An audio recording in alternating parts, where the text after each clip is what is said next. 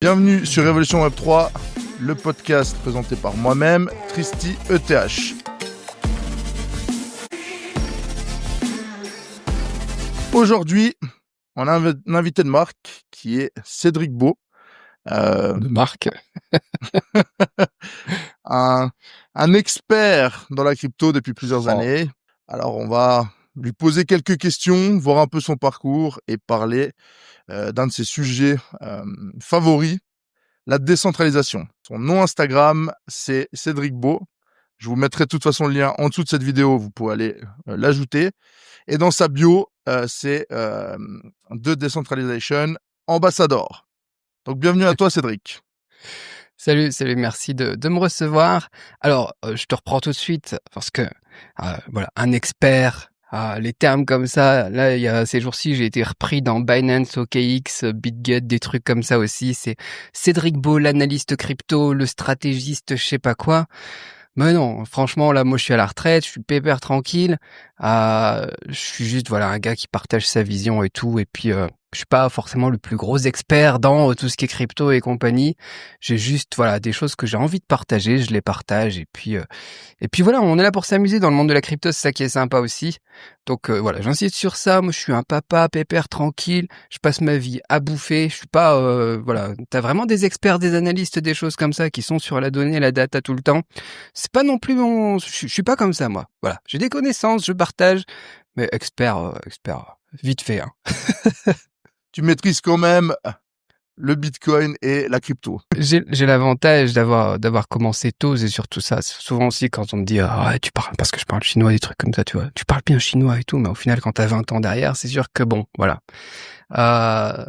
J'ai de l'expérience, on va dire. Voilà, j'ai de l'expérience, j'ai du temps passé là-dedans.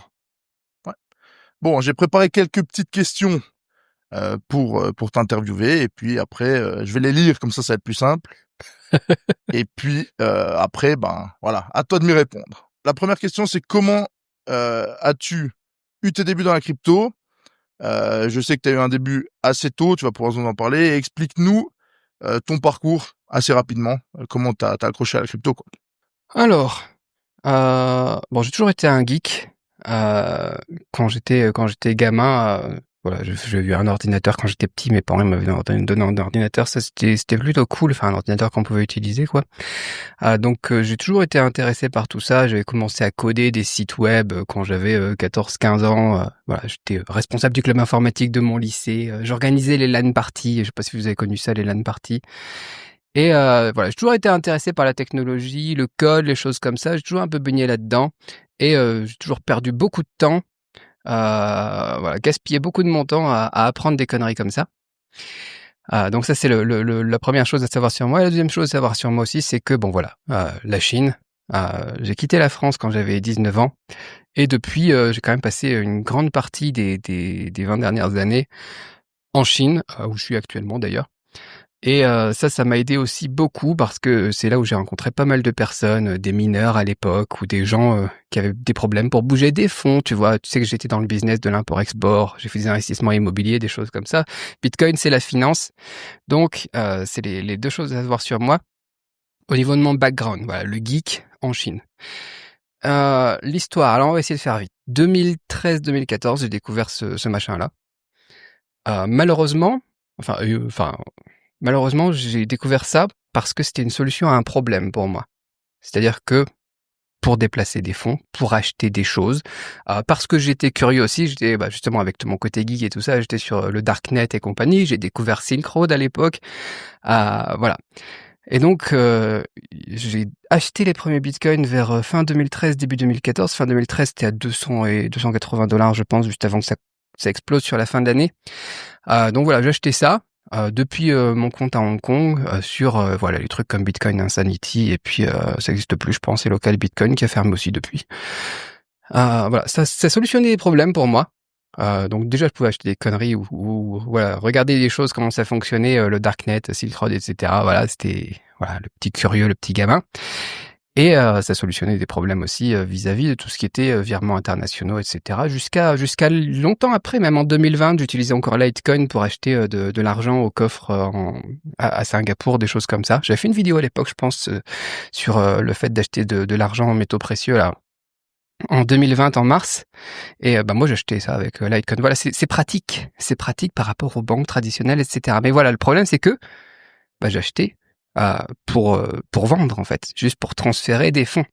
J'ai pas acheté à l'époque, j'ai pas compris qu'on pouvait investir là-dedans et que c'était l'avenir et que ça allait prendre de la valeur, etc. Tu vois. Pour moi, c'était voilà, je l'achète maintenant, je le revends dans 5 minutes, je prie même, tu vois, par exemple mes Litecoin, je prie même pour que le lendemain, quand au coffre ils prennent ça en compte, le prix il est pas trop changé, tu vois. Parce que sinon je vais perdre un pourcentage dans le truc, quoi. C'était plutôt un moyen de paiement C'est ça. que un investissement. Exactement. C'était la technologie qui m'a plu à l'époque. Et donc voilà, j'ai vu la possibilité d'investir dans tout ça vraiment tard. Enfin pour moi, par rapport à voilà le truc que t'es dedans, tu vois. Et avec du recul, maintenant, je suis un peu triste, mais bon, dans les années 2017, toute la période des ICO, tu connais. Donc à l'époque, Bitcoin à 3K, les ETH, voilà. Avant tout ça, moi c'était Bitcoin, Litecoin, et puis voilà, juste comme un moyen de paiement, quoi. Et qu'est-ce qu'on a eu après 2021? Période des NFT, ETH, qui était aussi intéressant. Moi j'ai pris ETH, j'ai pas fait les NFT moi. J'y croyais pas à ça, mais j'ai vraiment vu la hype qu'il y avait là-dedans, donc j'ai fait de l'argent en tradant ETH, forcément, qui en profitait. J'ai encore fait des conneries à cette époque-là aussi, un peu comme les ICO, mais cette fois-ci avec l'effet de levier. Faites pas l'effet de levier, comme si tu regardes mes vidéos souvent depuis l'année dernière que je fais maintenant. Chaque fois, je dis aux gens, faites pas de l'effet de levier. Faites pas de l'effet de levier. Ah, j'ai souffert avec ça. Et même, je faisais du forex aussi. Je me suis fait, voilà. On va parler des choses positives. Et puis, voilà, de fil en aiguille, tu vois, la crypto, après, c'est devenu un investissement. Pour moi, au même titre que l'immobilier, tu vois. Tu sais que j'ai l'immobilier en Chine, en Thaïlande, en France, des choses comme ça. Et des métaux précieux, des actions, un petit peu de crypto.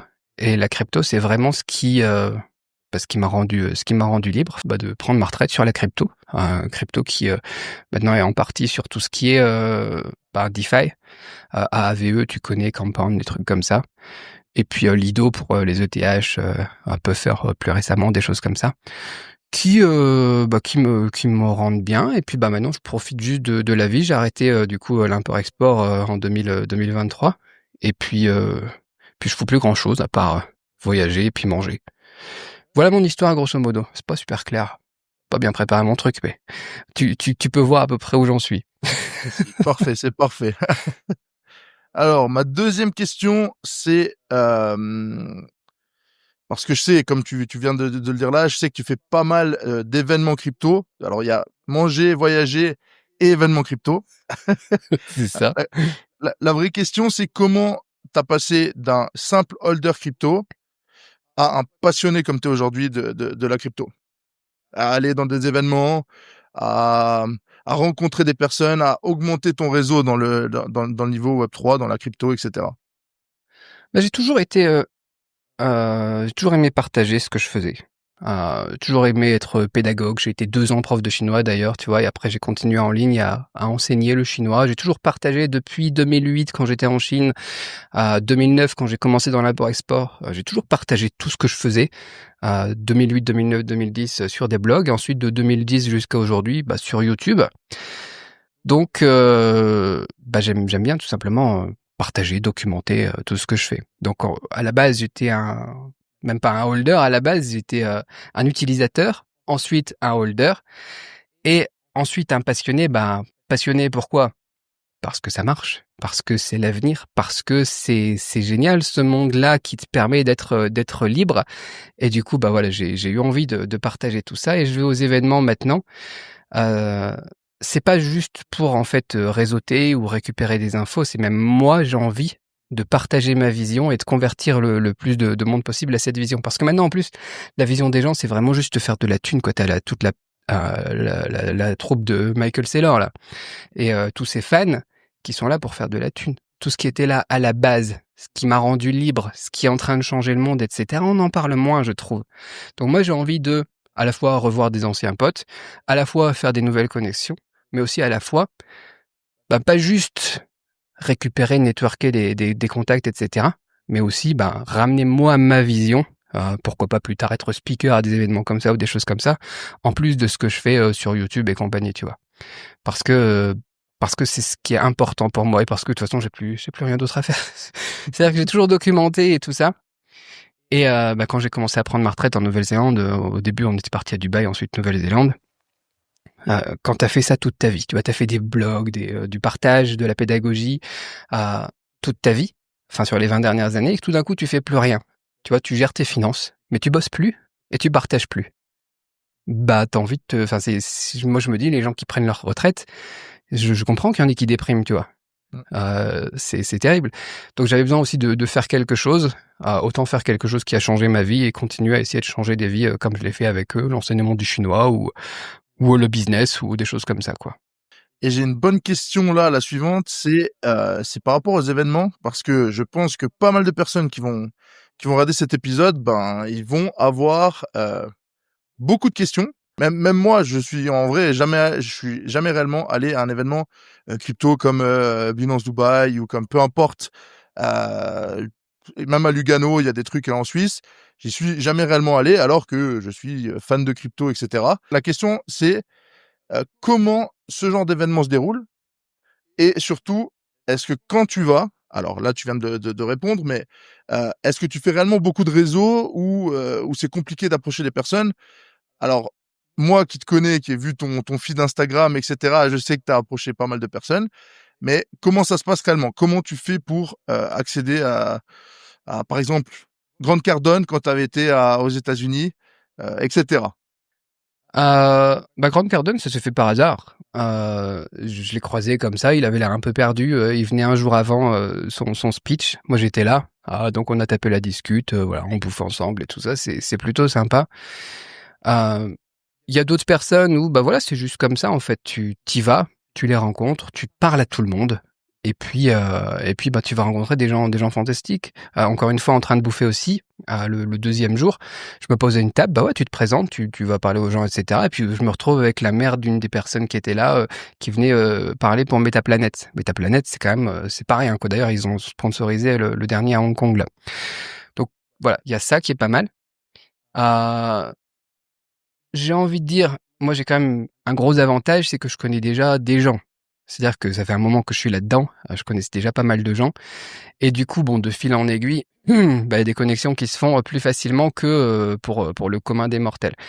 Mais ceci étant dit, j'ai envie de dire si t'es un peu culotté, si t'hésites pas, même prépare avant d'y aller, si tu sais qui va venir, prépare avant d'y aller, envoie des emails, contacte les gens sur Instagram, etc. Là, Stéphane Vira que j'ai rencontré à Hong Kong, lui, j'ai pas profité de mes relations existantes, quoi. Je l'ai contacté avant d'y aller, parce que j'aime beaucoup ce qu'il fait, j'adore en fait ce qu'il fait, et il m'a pas répondu. Je l'ai vu sur scène, je suis allé le voir juste après. Je suis passé au truc des trucs des VIP, des whales, je sais pas quoi là. D'ailleurs, je suis passé à un endroit où j'avais pas le droit de passer.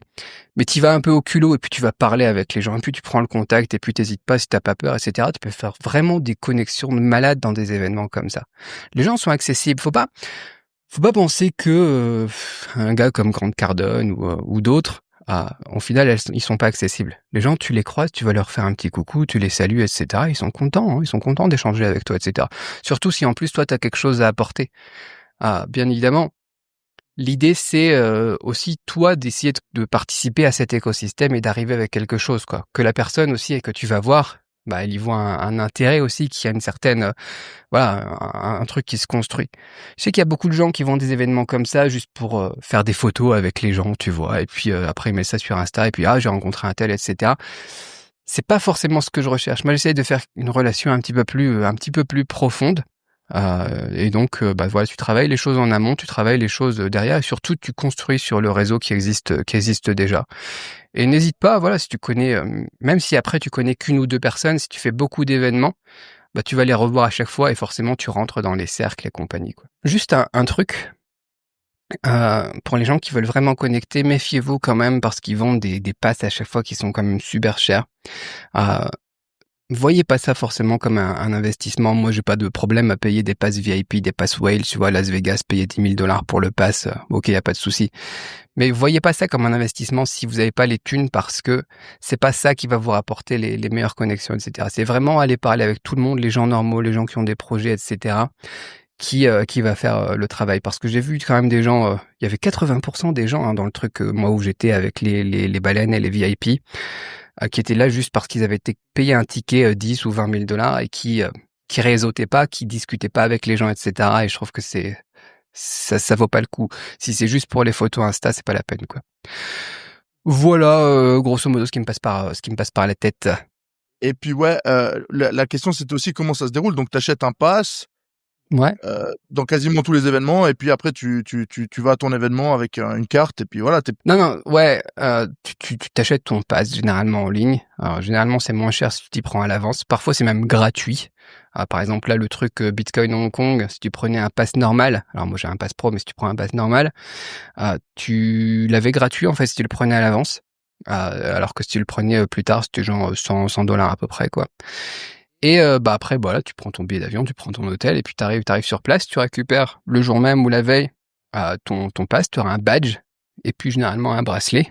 Et puis si t'as ça, bah tu peux rentrer. Et donc je repars sur ma dernière question et ensuite on va découler sur la décentralisation, un sujet que tu apprécies bien. Donc comme le dit ta bio Instagram, de Decentralization Ambassador, explique-nous en quelques mots déjà de façon simple ce que c'est la décentralisation.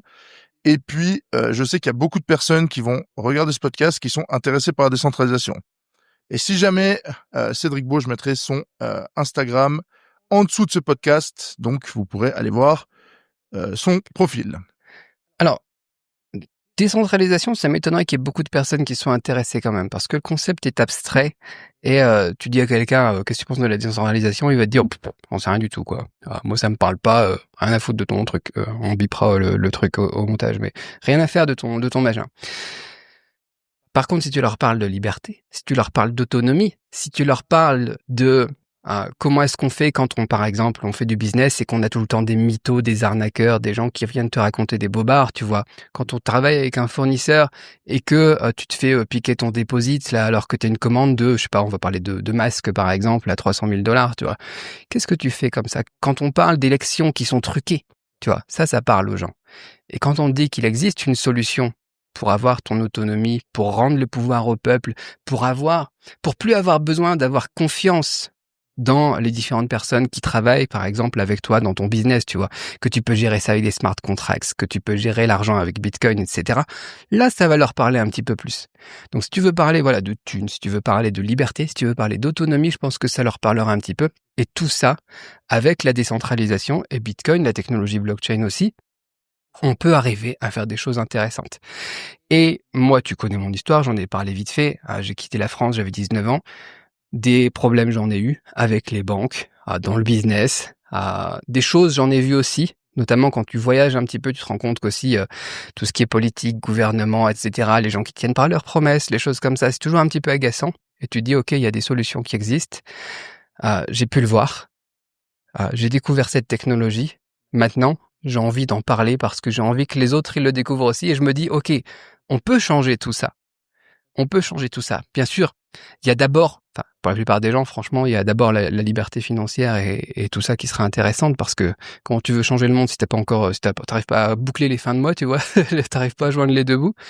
Mais une fois que tu peux gérer déjà avec la partie financière de la décentralisation ta liberté financière, là, tu peux faire des choses encore beaucoup plus intéressantes et c'est vraiment ce que j'ai envie de partager à tout le monde et c'est comme ça que je me vois, c'est pour ça que je fais ça, c'est pour ça que je vais aux events, c'est pour ça que j'essaye d'écrire des articles, c'est pour ça que je suis sur Twitter, sur YouTube, c'est pour ça que je rencontre des personnes influentes parce que je me dis, ok, on peut faire quelque chose, j'ai envie de faire partie de ça et du coup, je suis ambassadeur de ce monde décentralisé à mon échelle.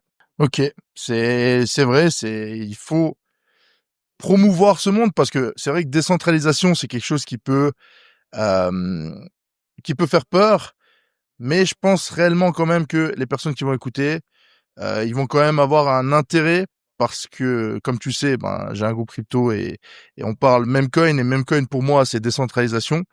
Oui, ça fait partie Et, du monde décentralisé, tout à fait. ouais. Et donc c'est la grande partie des gens qui vont regarder cette vidéo auront beaucoup d'intérêt par rapport à ça. Après, c'est plus facile quand même pour les Français, les concepts de liberté, d'autonomie, décentralisation, des Français francophones, mais cette culture française, on va dire, bon les idées de révolution, avec De Gaulle et ses concepts de décentralisation, etc., etc. Ça reste quand même plus accessible que dans d'autres pays. Mais effectivement, ouais, ça parle. Et toi, encore plus avec les meme coins, tu te rends compte qu'effectivement, tu peux, selon toi, tes critères et ta gestion du risque, etc., tu peux aller faire de la thune dans ce monde-là sans que personne vienne et rien à y dire aussi, quoi. Donc il y a pas mal de choses qui sont intéressantes dans tout ça. Encore une fois, je sais bien que c'est difficile de réfléchir à changer le monde une fois que tant que t'as pas cette liberté financière, mais avec des trucs comme les meme coins, comme la DeFi, on va dire tout ce qui est finance décentralisée dans l'ensemble, vraiment on va prendre le truc au global, il y a quand même pas mal d'opportunités et ça peut nous permettre d'arriver à tout ça, ouais. J'aimerais ton point de vue sur ces 5 points, sur la décentralisation. Donc le premier point qu'on va aborder, ça sera l'absence d'autorité centrale. Donc il n'y a pas une banque centrale qui gère le Bitcoin ou autre. Et j'aimerais ton point de vue là-dessus. Si on parle de Bitcoin spécifiquement, c'est vraiment le projet décentralisé par excellence, où il y a personne qui contrôle, où en plus on est sur du proof of work, donc même si les États ils investissent massivement, les institutions, etc., ils prennent pas le pouvoir quand même. Le pouvoir il est sur le réseau, il est pas sur le stacking, contrairement à Ethereum, etc., ou d'autres, où en fait quasiment tous les tokens, sauf on aurait quoi, Doge, Litecoin, puisqu'on parlait de Litecoin tout à l'heure. Quasiment aucun projet est vraiment bien décentralisé et en plus on est souvent sur du proof of stake, ce qui peut être assez gênant quand on sait que la finance est gérée par les élites dans notre monde. Donc ouais, avantage à Bitcoin, Litecoin et Doge sur l'absence d'autorité centrale, personne ne peut contrôler, pas de banque, pas de gouvernement, pas d'entreprise, tu vois, et c'est une solution en fait pour récupérer une certaine liberté. Et même des politiques comme Trump, etc., tu vois, qui s'étaient fait débancariser, c'est ça, on dit ça, débancariser, tu vois, ils trouvent une liberté financière et une autonomie avec ça, et forcément, moi, ça me parle. Cette technologie de la blockchain, en plus, que tu peux pas changer, tu vois, tu peux pas modifier, tu peux pas tricher. C'est ça que j'aime bien avec la blockchain, Bitcoin et compagnie, c'est que t'as pas besoin de faire confiance aux gens, les mathématiques sont là, la data, elle est là, tu peux pas tricher, la transaction, elle a été faite, elle a pas été faite. Elle est validée, elle est pas validée, tu vois. Et ça, c'est juste fantastique. Tu peux pas avoir un truc où t'as la banque, HSBC pour pas les citer, qui perd ton argent pendant 2 semaines quand tu fais ton virement de France à Chine, quoi. Et tu sais pas où c'est passé. Et eux, ils savent pas où c'est passé parce que ça s'est perdu à une banque intermédiaire, tu vois, avec leur truc de Néandertal, de réseau Swift qui tourne sur Windows 95, je sais pas quoi, là. Voilà. Là, c'est clair. T'as la data, c'est fait, c'est pas fait. Tu vois, c'est pas oui, fais-moi confiance, ça arrive, etc. Il y a plus ce problème de confiance, c'est ça que j'aime beaucoup aussi. C'est pas que l'autorité centrale, en fait. C'est aussi très rapide par rapport au système traditionnel. Et il y a peu de limites. Enfin, un système traditionnel, il faut 1, 2, 3, 5 jours. Les week-ends, c'est fermé, C'est ça. etc. Et là, il te faut 5 minutes, 10 minutes, 1 heure, dépend de la blockchain. Et partout dans le monde, t'as ton... C'est ça en moyenne, quoi. Bitcoin, t'es en 10 minutes, Litecoin, t'es en 5 minutes. Enfin, c'est un truc de malade. Et cette technologie, elle existe. Et c'est quand même bizarre de voir cette technologie coexister avec l'ancien monde où les trucs sont lents, quoi. Les trucs sont lents. Et en plus, encore une fois, c'est une autorité centrale qui est garante que tout va bien se passer jusqu'au jour où ça casse. Et on l'a vu. L'histoire, elle nous le montre. Ta confiance que t'as dans ton argent qui est baqué à rien à part ton pouvoir géopolitique, il y a toujours un moment dans l'histoire où ça casse. Bitcoin, ça peut pas casser. Et ça, j'aime beaucoup. Deuxième point de vue, le réseau mondial des nœuds sur Bitcoin. L'avantage du réseau Proof of Work, donc des mineurs qui gèrent le minage de Bitcoin et puis les validations donc des transactions, qui se rémunèrent aussi avec les frais de transaction aussi, c'est que c'est des dizaines de milliers de personnes ou d'entreprises ou de pools de mining ou des choses comme ça qui sont réparties un peu partout dans le monde, quand même beaucoup gérées, on va dire, par des personnes sinophiles, sinophones ou de culture, on va dire, asiatique, même quand tu es dans des pays comme la Russie, les États-Unis, ça c'est toujours un petit peu surprenant. Donc là, on peut peut-être travailler là-dessus, mais ça va dans le bon sens là. Mais voilà, t'as des personnes partout qui peuvent travailler à ce réseau, à le renforcer, à le stabiliser, à le sécuriser, on va dire. Et personne ne peut rien y faire, tu vois. Tu peux pas avoir un jour les États-Unis qui disent bah non, on coupe et puis c'est fini, tu vois. Ou la Russie ou la Chine ou l'Iran, on s'en fout, tu vois. Et ben ça c'est juste passionnant et tout le monde peut participer à ça, tout le monde peut avoir un mineur chez soi, un miner ça s'appelle, je sais pas comment est-ce qu'on appelle ça en français. Ouais. Tout le monde peut avoir une machine, un ASIC par exemple, chez soi et participer à ce réseau. Tout le monde peut avoir un nœud, tu vois, et contribuer à ça et à la sécurité du réseau. De toute façon, le hash rate, on est à un ATH encore là. On voit que voilà, c'est vraiment du solide. Et bah, plus le truc il se développe, plus c'est solide et ça c'est juste fantastique parce qu'encore une fois, bah là t'auras pas d'autorité centrale qui va dire du jour au lendemain, bah non on coupe, vous avez plus le droit de vous amuser, vous avez plus le droit d'être libre, tu vois. Et ça, bah ça c'est juste fantastique. Et je veux insister aussi parce que il y a beaucoup de gens qui pensent que comme on a plusieurs pools de mining, on a Key Foundry aux États-Unis, on a F2Pool, plus gros, on a Antpool aussi. Qui disent que voilà, ceux-là regroupés, les 4-5 les plus gros, même les 2 les plus gros, en fait, ils pourraient faire une attaque, tu vois, à 51% sur Bitcoin, etc. C'est pas le cas, en fait. C'est pas le cas parce que bah, c'est des pools de mining. Il faudrait que les participants à la pool de mining, ils soient tous, en fait, regroupés en tant qu'une entité. Et c'est pas le cas. Donc, c'est safe. C'est safe, c'est bien foutu son truc. Satoshi Nakamoto, il a quand même réfléchi à un truc qui est pas con du tout. Et bah maintenant en plus avec les proportions que ça a pris, ça peut plus se casser la gueule. Donc j'adore cette idée de bah, chacun peut contribuer à ce réseau, chacun peut contribuer à construire ce nouveau monde, cette nouvelle façon de faire les choses, où on n'a plus besoin de faire confiance à une tierce personne ou à une entité ou à un gouvernement. Et ça, ça m'a fait exploser le cerveau quand j'ai découvert ça dans les années 2013-2014. Et encore à l'époque, je m'étais pas trop penché sur le white paper, mais les années suivantes, tu te dis mais c'est complètement insane leur truc quoi. De ça, c'est open source. Donc on passe sur le prochain point de vue. J'adore. C'est open source et c'est totalement transparent par rapport à la finance de base. On revient sur la même chose, mais cette transparence, tu vois, cette confiance que tu dois faire dans les banques, dans les gouvernements, les choses comme ça. Là, tu as la data. Non seulement le code, il est open source, effectivement, il est public, il est accessible à tous, mais en plus, tout ce qui se passe est noté, tu vois, c'est tracé, c'est là, noir sur blanc, tout le monde peut y accéder, et personne peut dire non, personne peut avoir une opinion là-dessus, parce qu'encore une fois, c'est des maths, quoi. Tout le monde peut vérifier, tout le monde peut contribuer, tout le monde peut auditer le protocole, ça reste évolutif. Parce que t'as aussi cette idée de consensus que j'aime beaucoup dans Bitcoin, c'est-à-dire que l'humanité qui construit Bitcoin, elle peut le faire évoluer. À chaque fois, on a des suggestions pour faire évoluer le code, le programme, ou les comment est-ce qu'ils appellent ça là, comme Core et Notes là, les clients. Tu vois, tout le monde peut avoir son mot à dire en fait, et à la fin, c'est qui a raison, c'est qui gère le réseau.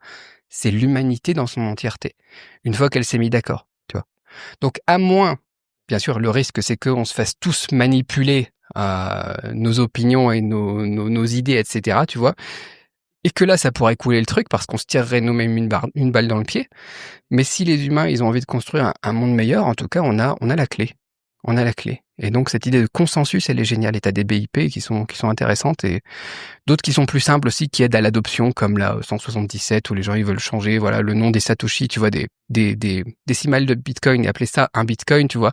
Ou en tout cas, plutôt que de dire, voilà, je vais payer 0,000 1253 Bitcoin, je vais payer 1253 Bitcoin, tu vois, des choses comme ça qui rendent les choses un peu plus simples pour les gens comprendre. Mais, grosso modo, au final, on bosse tous ensemble à faire évoluer le machin. C'est pas figé. Faut pas non plus penser que c'est figé. Et on peut construire ensemble cette nouvelle finance mondiale et cette nouvelle façon de faire les choses. J'adore. C'est tout transparent, tout open source, tout clair. Et en plus, on construit ensemble dessus, quoi. C'est pas génial, ça? Acheter Bitcoin. Le gars, je suis vendeur, là. Les gens, ils sont arrivés là, jusqu'à là, c'est bon, ils commencent à acheter du Bitcoin sur Bitcoin Maxi. Et ce qui est bien, c'est que tout le monde peut contribuer, tout le monde peut participer, tout le monde peut, aller se frotter au truc à son niveau. Au début, tu pas obligé de t'intéresser à la technologie. Tu pas obligé d'aller lire le white paper et cetera. Peut-être que tu as découvert ça avec Michael Saylor parce que tu avais envie de faire de la thune et que tu avais vu ça comme un moyen d'investir ou de faire un pari comme tu ferais des paris sportifs et cetera et au final, après, quand tu creuses, tu peux aller, plus profond là-dedans mais je pense qu'il y a vraiment 0 raison pour ne pas aller dans Bitcoin. Que tu sois spéculateur ou que tu sois un idéaliste, un utopiste ou je sais pas comment ça se dit en français, tu vois, des trucs comme ça. Tout le monde y trouve son compte, quoi. J'adore. C'est vraiment pas mal comme truc. Ouais. Le 4e point de vue, on en a déjà discuté avant, mais les mineurs sont répartis sur plusieurs continents. Ça veut dire qu'il n'y a pas uniquement des mineurs aux États-Unis, en Russie, etc. Mais comme tu l'as expliqué, c'est un point qui est clé quand même dans le Bitcoin au final. C'est super, ouais, c'est super décentralisé, bien évidemment. On va en trouver le plus là où il y a de l'énergie. C'est-à-dire que forcément, au Canada, tu vas en trouver plein, tu vas en trouver pas mal aux États-Unis, tu vas en trouver en Chine, tu vas en trouver au niveau des barrages hydrauliques, tu vas en trouver au niveau de là où l'énergie est pas chère, dans tous les pays qui se terminent par stan, tu vois, le Tadjikistan, je sais pas quoi, des trucs comme ça, tous les stans, quoi. Tu vas en retrouver donc en Russie avec le gaz, etc. Mais en fait, tu vas en avoir partout. Tu vois, peu importe le gouvernement, etc. C'est vraiment là où l'énergie est pas chère que tu peux en trouver. En fait, c'est ça qui est intéressant. Ça pose problème, bien évidemment. C'est pas tous les pays, tous les continents, parce qu'il y a des endroits où l'énergie est plus chère. T'as des endroits où il fait plus chaud, tu vois. Et c'est pas forcément intéressant de miner là-bas, mais on a quand même une distribution qui est très très large et qui nous donne un réseau super robuste et du coup super résistant face aux attaques, face aux censures, face à tous les problèmes qu'on pourrait avoir d'autorités centralisées. Après, voilà, c'est vraiment la guerre de l'énergie maintenant. En plus, on a la concurrence de l'IA et des data centers pour tout ce qui est intelligence artificielle. Mais après, on a aussi justement tout ce qui est blockchain et intelligence artificielle qui ont des narratives communes de plus en plus. Donc ça va. Le seul problème que je trouve vraiment, c'est le fait que souvent on est des personnes de culture chinoise ou asiatique quand même derrière les mines et mais même là quand j'étais à Las Vegas ou à Hong Kong ou des choses comme ça, tu vois, tous les mineurs généralement tu vas trouver des Chinois. Donc bon, bien évidemment, c'est aussi très positif parce que on a beaucoup de pays quand même asiatiques qui cherchent à avoir un monde plus décentralisé, qui cherchent à avoir une autre vision de la politique mondiale, etc. Donc ça va dans le bon sens pour tout le monde, je pense. Mais on mérite quand même parfois aller travailler un petit peu plus. J'aimerais bien voir plus de Français, par exemple, dans le mining de Bitcoin. Ça serait sympa, tu vois, qui font des choses mais avec des plus grosses proportions, quoi. Ou bien évidemment même pourquoi pas des gouvernements occidentaux qui s'y mettent aussi un petit peu, mais plus sérieusement, quoi. Un peu comme le Salvador, tu vois. Mais il faudrait plus de ça, quoi. Ou le Bhoutan, Ouais, des j'avais choses fait comme ça. un podcast là-dessus avec de Suisse Kraken sur le Salvador et aussi l'Afrique qui commence à avoir de plus en plus de fermes. Je crois que c'est une personne française Oui, en qui Éthiopie, amène on a ça, pas mal mais aussi. après ouais, Après, c'est où l'énergie est moins chère, quoi. C'est ouais, c'est ça, hein. Après, il y a toujours cette idée de finance derrière, hein. Bien évidemment, quand tu le fais en Russie, que miner un bitcoin, ça te coûte 35K et puis que tu le revends à 110K ou 115K, je sais pas combien est-ce qu'on est aujourd'hui. Voilà, la question elle se pose pas, quoi. C'est voilà, c'est là où l'énergie est moins chère. Mais après, je pense que c'est aussi à l'humanité, aux humains, à tout le monde de prendre un petit peu conscience de ça et pourquoi pas tous avoir un petit mineur chez soi. Juste pour participer au réseau, si tout le monde fait ça, on peut avoir un truc super, quoi. Ça va coûter rien en électricité si chacun a son solo miner. Et si tout le monde le fait, là on peut faire quelque chose de sympa, je pense. fait un pas en avant, c'est Ouais. clair. Et ton 5e point de vue, euh, résistance à la censure. Est-ce que le Bitcoin résiste à la censure ou pas forcément? Tu peux pas l'arrêter le truc, hein. Ça c'est sûr. Tu peux pas l'arrêter. On en a parlé sous différents angles. Après, attention, censure, moi ça me fait penser par exemple à dissident. Censure, dissident, on peut t'empêcher de faire tes transactions, on peut t'empêcher je sais pas moi, d'envoyer des messages, des choses comme ça. Pas forcément, mais on peut savoir qui fait quoi quand même. Et ça peut poser des problèmes. C'est-à-dire que si on peut pas arrêter le message, on peut arrêter le messager, tu vois. Hein, la personne qui fait les transactions, parfois elle peut être doxée facilement. Je voulais juste rappeler ici que les transactions sur Bitcoin ne sont pas anonymes. Tu peux utiliser des services dans la crypto comme Zcash, comme Monero. Il y a certaines blockchains peu connues qui permettent de faire des transactions qui sont anonymes et intraquables. Mais sinon, en règle générale, et spécifiquement sur Bitcoin, tu peux être doxé. Les gens peuvent connaître, moi ça m'est arrivé d'avoir des gens qui découvrent mon wallet ou n'importe quoi, enfin ils savent pas que c'est moi, mais après ils font du copy trading sur toi ou des choses comme ça. Quand c'est un gouvernement, c'est moins marrant. S'il sait tout ce que t'as fait, tout ce que t'as dépensé, tout ce que t'as acheté, à qui t'as envoyé l'argent, etc., s'ils arrivent à doxer tout le monde, en plus avec l'aide de l'IA maintenant, ça peut ça peut être un problème quand tu vois des gens comme comment est-ce qu'il s'appelle, Arkham Intelligence ou des trucs comme ça, tu vois, la puissance qu'ils ont alors que le gars il était tout seul à la base, pour analyser la data on-chain. Faites attention quand même, c'est pas anonyme. Donc on peut pas stopper votre transaction, ça c'est sûr. Personne peut empêcher votre transaction de passer, mais ils ont d'autres moyens de vous mettre la pression quand même. Donc voilà, je voulais juste insister sur ça. Donc pour moi, c'est tout. On a fait le tour des questions que j'avais, de ce que j'avais envie d'aborder avec toi dans ce podcast. Donc merci beaucoup Top. d'être venu sur Révolution Web 3. Merci en tout cas de m'avoir reçu et puis de s'être intéressé un petit peu à mon parcours, à ma vision. J'espère avoir apporté un petit peu de valeur en tout cas à ton audience. Et puis si les gens ont des questions, qu'ils n'hésitent pas, quoi. Et puis je mettrai aussi sa chaîne YouTube en dessous de ce podcast et vous pourrez lui poser des questions comme il vient de le dire. Et puis voilà, je pense que beaucoup de personnes après cette vidéo vont acheter du Bitcoin ou devenir Bitcoin maxi ou étudier vraiment la chose sur le C'est Bitcoin. ça.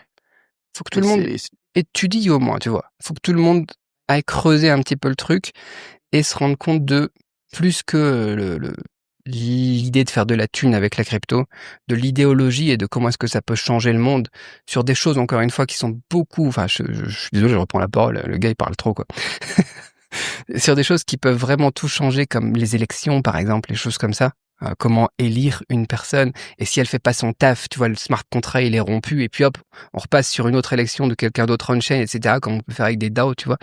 Ça serait génial, quoi. Ça changerait vraiment le monde entier, quoi. On pourrait avoir une révolution, mais un truc qui se passerait doucement, mais qui changerait vraiment le monde et qui serait une représentation de ce que l'humanité veut vraiment. Et je pense que ça pourrait être sympa. Quand tu creuses vraiment le truc, la technologie, ça te donne des idées, c'est un truc de malade. Donc voilà, juste étudier le machin.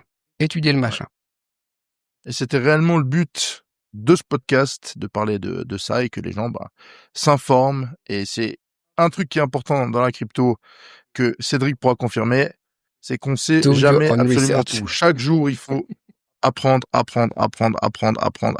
Voilà. Tout à fait. Sur ce, une bonne semaine et à bientôt pour le prochain épisode de Révolution Web 3.